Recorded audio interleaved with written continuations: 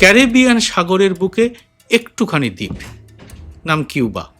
আয়তনে বাংলাদেশের চেয়েও ছোট, জনসংখ্যা মাত্র 1,10,00,000। কিন্তু এই ছোট্ট দ্বীপটি গত 6 দশক ধরে বিশ্বের সবচেয়ে শক্তিশালী দেশটির ঘুম কেড়ে নিয়েছে। কিউবার রাজধানী হাভানায় এখন রাত নামলেই শহরটা পুরো ডুবে যায় অন্ধকারে। বিদ্যুৎ নেই, জ্বালানি নেই, ঘরে ঘরে মোমবাতি চলে। রাস্তায় গাড়ি নেই, দোকানে খাবার নেই, হাসপাতালে ওষুধও নেই। মানুষ ময়লার স্তূপ খুঁড়ে খাবার খোঁজে। মানুষের হাতে একটু খাবার কেনার মতো অর্থও নেই। এই দুর্দশার জন্য দায়ী কে আবার? সেই বিশ্বকে চরম বিপদে ফেলা পাগলা জগাই ডোনাল্ড ট্রাম্প। ওয়াশিংটনের হোয়াইট হাউস থেকে তিনি বলেছেন, কিউবা একটা ব্যর্থ রাষ্ট্র। তিনি ঘোষণা করেছেন, কিউবায় আর 1 ফোঁটা তেল ঢুকবে না, $1 যাবে না। তিনি বলেছেন, কিউবা দখল করার সম্মান আমার হবে। কিন্তু কিসের বিনিময়ে? অসংখ্য শিশু, বৃদ্ধ, নারী এবং অসুস্থ মানুষের প্রাণের বিনিময়ে। জাতিসংঘ সতর্ক করে বলেছে, পরিস্থিতি এখনই না সামলালে সম্পূর্ণ মানবিক বিপর্যয় ঘটবে। কিন্তু কে সামলাবে ট্রাম্পকে? আর এই সময় খবর এসেছে, কিউবার মানুষদের সহায়তা করতে এগিয়ে এসেছে চীন এবং রাশিয়া। এই মুহূর্তে বেজিং থেকে চাল বোঝাই জাহাজ রওনা হয়েছে হাভানার দিকে, আর মস্কো থেকে তেলের ট্যাঙ্কার রওনা হয়েছে কিউবায়। চীন এবং রাশিয়া কাঁধে কাঁধ মিলিয়ে দাঁড়িয়েছে সেই ছোট্ট দ্বীপটির পাশে, সরাসরি ট্রাম্পের চোখে চোখ রেখে। ইরানের পরে এটাই এই মুহূর্তে ট্রাম্পের সামনে সবচেয়ে বড় পরাজয়। আজকের এই এপিসোডটি এই শতাব্দীর সবচেয়ে উত্তেজনাপূর্ণ আরেকটি ভূরাজনৈতিক লড়াইয়ের গল্প নিয়ে, যেখানে কিউবা হয়ে উঠেছে বিশ্বের 3টি পরাশক্তির টানাটানির কেন্দ্রবিন্দু। আসুন মাত্র কয়েকটা মিনিট সময় নিয়ে সেই আন্তর্জাতিক বড় খবরটির দিকে একবার চোখ ফেরাই। নমস্কার, সবাইকে স্বাগত। আমি সুব্রত বসু। ক্যারিবিয়ান সাগরের বুকে ছোট্ট একটি দ্বীপ কিউবায় এখন রাতের অন্ধকারে ঘরে ঘরে মোমবাতি জ্বলে। রাজধানী হাভানার রাস্তায় গাড়ি নেই বললেই চলে। মানুষ হাঁটছেন, সাইকেল চালাচ্ছেন কিংবা বসে আছেন ঘরের মধ্যে। বিদ্যুৎ নেই, জ্বালানি নেই, খাবারের দাম আকাশ ছোঁয়া। আর এই সংকটের পেছনে রয়েছে মার্কিন প্রেসিডেন্ট ডোনাল্ড ট্রাম্পের একের পর এক চাপ প্রয়োগের রাজনীতি। কিরকম? 2026 সালের মে মাসে কিউবার পরিস্থিতি এতটাই ভয়াবহ হয়ে উঠেছে যে জাতিসংঘ পর্যন্ত সতর্ক করে দিয়েছে, যদি দ্রুত পদক্ষেপ না নেওয়া হয় তাহলে দেশটি সম্পূর্ণ মানবিক বিপর্যয়ের মুখে গিয়ে পড়বে। অন্যদিকে চীন এবং রাশিয়া কিউবার পাশে দাঁড়িয়ে ট্রাম্পের নীতির বিরুদ্ধে সরাসরি চ্যালেঞ্জ ছুড়ে দিচ্ছে। বিশ্ব রাজনীতির এই টানাটানিতে কিউবা হয়ে উঠেছে একটা নতুন ভূরাজনৈতিক যুদ্ধক্ষেত্র। কিন্তু এর শুরুটা কোথায়? কিউবার বর্তমান সংকটকে বুঝতে হলে একটু পেছনে ফিরে তাকাতে হবে। কিউবা বা যুক্তরাষ্ট্রের শত্রুতা 60 বছরেরও বেশি পুরনো। 1959 সালে ফিদেল কাস্ত্রোর বিপ্লবের পর থেকেই আমেরিকা কিউবার বিরুদ্ধে অর্থনৈতিক অবরোধ আরোপ করে রেখেছে। কিন্তু ট্রাম্পের দ্বিতীয় দফায় এই চাপ এমন মাত্রায় পৌঁছেছে যা আগে কখনো দেখা যায়নি। 2026 সালের জানুয়ারিতে একটা ঘটনা সবকিছু বদলে দিয়েছে। মার্কিন সামরিক বাহিনী ভেনেজুয়েলায় সামরিক অভিযান চালিয়ে প্রেসিডেন্ট নিকোলাস মাদুরোকে গ্রেপ্তার করে নিউ ইয়র্কে নিয়ে যায়। এটা ছিল ইতিহাসের একটা অভূতপূর্ব ঘটনা। আর এই ঘটনার সরাসরি শিকার হয় কিউবা। কারণ কিউবার অর্থনীতির একটা বড় ভরসা ছিল ভেনেজুয়েলা থেকে আসা তেল। বিনিময়ে কিউবা ভেনেজুয়েলায় ডাক্তার এবং নিরাপত্তা কর্মী পাঠাতো। মাদুরো সরকারের পতনের পর সেই তেলের পাইপলাইন বন্ধ হয়ে যায়। ট্রাম্প সরাসরি ঘোষণা করেন, কিউবার জন্য আর কোনো তেল নেই, কোনো টাকা নেই। আমরা দৃঢ়ভাবে পরামর্শ দিচ্ছি তারা যেন খুব দেরি হওয়ার আগে একটা চুক্তি করে নেয়। এই বার্তা ট্রাম্প দিয়েছিলেন তার ট্রুথ সোশ্যাল প্ল্যাটফর্মে। আর এরপর থেকে ট্রাম্প একের পর এক কিউবার বিরুদ্ধে পদক্ষেপ নিতে থাকেন। কাউন্সিল অফ ফরেন রিলেশনস বা CFR এর বিশ্লেষণ অনুযায়ী ট্রাম্প প্রশাসন কিউবার বিরুদ্ধে যে চাপের কৌশল নিয়েছে তা অত্যন্ত পরিকল্পিত এবং ধাপে ধাপে এর বাস্তবায়ন করা হচ্ছে। ট্রাম্পের প্রথম পদক্ষেপটি হল সন্ত্রাসী রাষ্ট্রের তালিকায় কিউবাকে ঢুকিয়ে দেওয়া। 2025 সালের 20 জানুয়ারি ক্ষমতায় বসার প্রথম দিনই ট্রাম্প একটি নির্বাহী আদেশ স্বাক্ষর করলেন। তিনি কিউবাকে আবার রাষ্ট্রীয় সন্ত্রাসের পৃষ্ঠপোষক তালিকায় ফিরিয়ে আনলেন। বাইডেন প্রশাসন এই তালিকা থেকে কিউবাকে বাদ দিয়েছিল। তালিকায় ফিরে আসার সঙ্গে সঙ্গেই কিউবার সঙ্গে আন্তর্জাতিক ব্যাংকিং এবং বাণিজ্যিক সম্পর্ক আরও কঠিন হয়ে পড়ল। ওই মাসেই মার্কিন পররাষ্ট্র দপ্তর কিউবার 200টির বেশি প্রতিষ্ঠানকে নিষিদ্ধ তালিকায় যুক্ত করল। দ্বিতীয় পদক্ষেপ ভ্রমণে নিষেধাজ্ঞা এবং সামরিক ব্যবসায় নিষেধ। 2025 সালের জুনে ট্রাম্প কিউবায় মার্কিন পর্যটকদের ভ্রমণে কঠোর বিধিনিষেধ আরোপ করলেন এবং কিউবার সামরিক বাহিনী নিয়ন্ত্রিত ব্যবসা প্রতিষ্ঠানগুলোর সঙ্গে আর্থিক লেনদেনে নিষেধাজ্ঞা দিলেন। তৃতীয় পদক্ষেপ হলো তেলের নৌ অবরোধ। 2026 সালের জানুয়ারিতে ট্রাম্প একটি নির্দেশে ঘোষণা করলেন, যে দেশ কিউবায় তেল রপ্তানি করবে সেই দেশের পণ্যের উপর শুল্ক বসানো হবে। নিউ ইয়র্ক টাইমস পরে লেখে, এটা ছিল 1962 সালের কিউবান মিসাইলের সংকটের পর আমেরিকার প্রথম কার্যকর নৌ অবরোধ। চতুর্থ পদক্ষেপ হলো 2026 সালের এই মে মাসের মহা নিষেধাজ্ঞা। 2026 সালের 1 মে ট্রাম্প একটি নির্দেশ জারি করেছেন। এই নির্দেশে কিউবার জ্বালানি, প্রতিরক্ষা, ধাতু এবং খনিজ সম্পদ, আর্থিক সেবা এবং নিরাপত্তা খাতে যে কোনো বিদেশি প্রতিষ্ঠান ব্যবসা করলে তাদের উপর সেকেন্ডারি স্যাংশন বা দ্বিতীয় স্তরের নিষেধাজ্ঞা আরোপের ক্ষমতা দেওয়া হলো। মুদ্রা কথা হলো, কিউবার সঙ্গে ব্যবসা করলে বিদেশি ব্যাংক বা কোম্পানিরাও মার্কিন নিষেধাজ্ঞার কবলে পড়বে।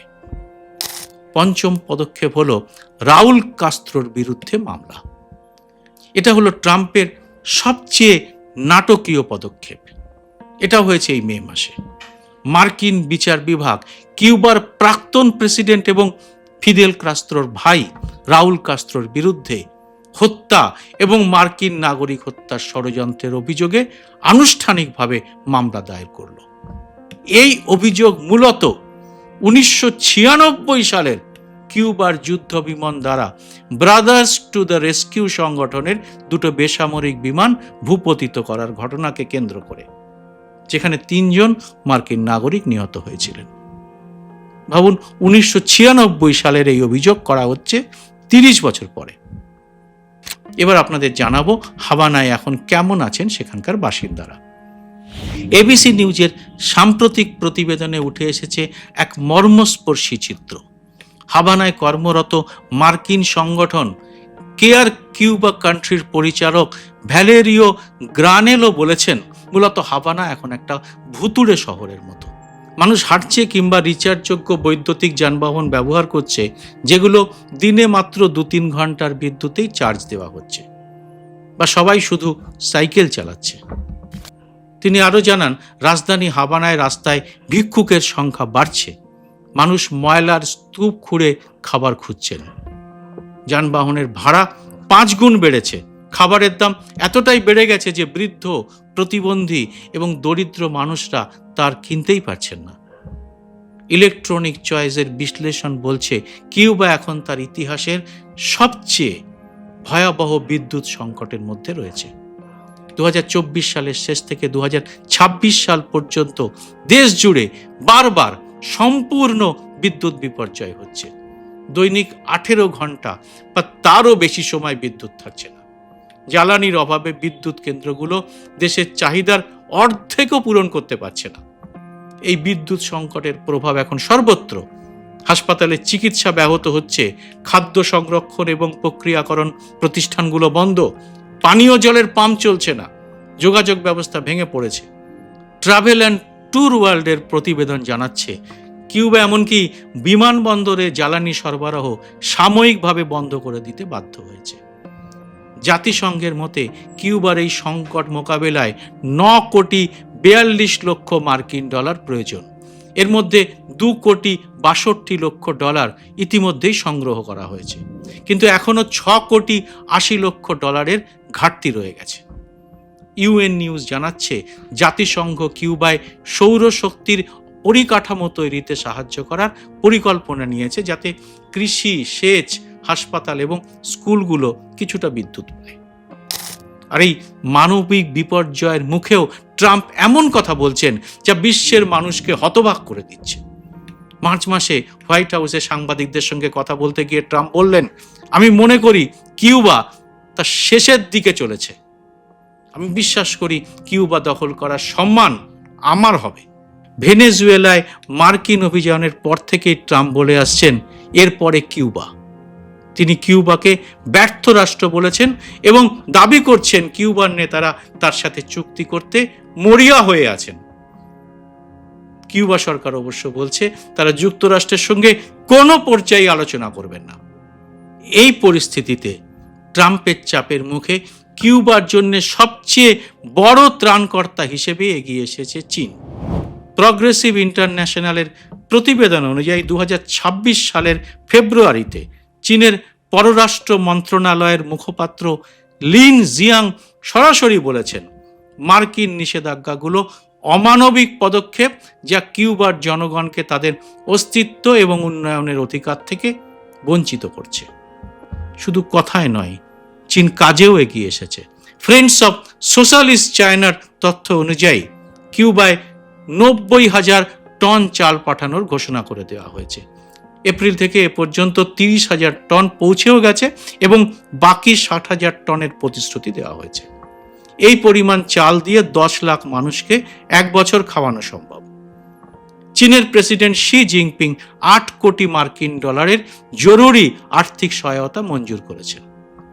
এর আগে 2024 সালে দেওয়া হয়েছিল আরও 10 কোটি মার্কিন ডলার।